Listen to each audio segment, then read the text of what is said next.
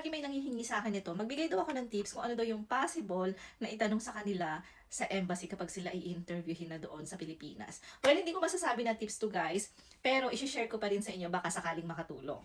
Pero bago ang lahat, kung hindi mo pa ako kilala, ako nga po pala si Marie Grace, isang OFW at takilang duwende na pakalat-kalat dito sa Greece. Well guys, hindi ko naman talaga alam kung ano yung itatanong sa inyo pag kayo ay in-interview na sa Greek Embassy. And dito nga pala guys talaga, kaya ganon, kaya may mga nagtatanong na ganon kasi meron talagang physical appearance. Physical appearance ba tawag doon? Kapag kayo ay mag-a-apply dito sa Greece for visa na. So kailangan na pumunta kayo sa embassy doon sa Pilipinas. Hindi katulad ng ibang lugar na yung agency na ang bahalang mag-process ng visa. Yes, yung agency na magpa-process ng visa pero meron pa ring interview na mangyayari.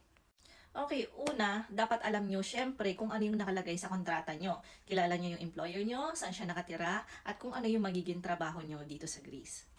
Pangalawa, magpakatotoo lang kayo lagi sa isasagot nyo at huwag kayong kakabahan. At pangatlo, huwag nyo nang sasabihin kung ano yung magiging plano nyo kapag kayo ay dumating dito sa Greece. At ito yung pinakawag na wag niyong sasabihin kapag kayo ay in-interview. Nasasabihin niyo sa nag-i-interview na ito lang Greece ang gagawin yung stepping stone para kayo ay makarating sa ibang part ng Europe. Panglima, wear proper attire. Wag naman yung pupunta kayo doon, i-interviewin kayo, naka-chinelas kayo, and then naka-short.